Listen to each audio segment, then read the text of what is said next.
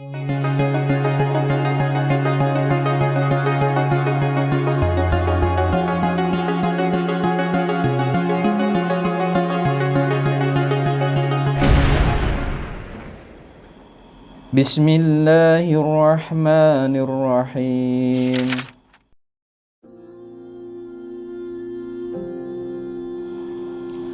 Umar bin Khattab radhiyallahu an berkata, suatu hari kami duduk dekat Rasulullah sallallahu alaihi wasallam. Tiba-tiba muncul seorang laki-laki mengenakan pakaian yang sangat putih dan rambutnya hitam legam. Tak terlihat tanda-tanda bekas perjalanan jauh dan tak seorang pun di antara kami yang mengenalnya. Ia duduk di depan. Lututnya ditempelkan ke lutut Rasulullah sallallahu alaihi wasallam dan kedua tangannya diletakkan di paha beliau, lalu berkata, "Hai Muhammad, beritahu aku tentang Islam."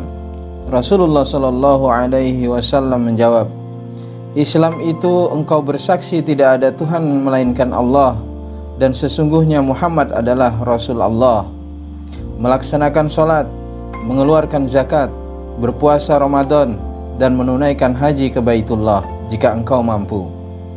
Laki-laki itu berkata, "Benar."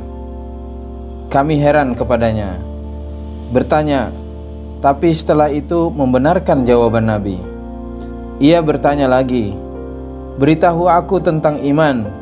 Nabi menjawab, "Iman itu engkau beriman kepada Allah, malaikatnya, kitab-kitabnya, para rasulnya, hari akhir dan takdir, yang baik atau yang buruk." Ia berkata, "Benar." Dia bertanya lagi, "Beritahu aku tentang ihsan."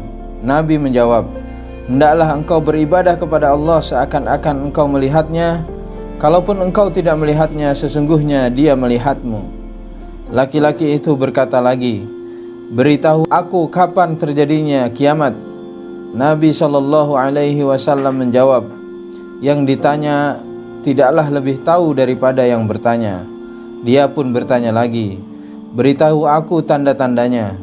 Nabi menjawab, "Jika seorang budak wanita telah melahirkan tuannya, orang yang bertelanjang kaki dan tidak memakai baju, dan penggembala kambing saling berlomba mendirikan bangunan megah."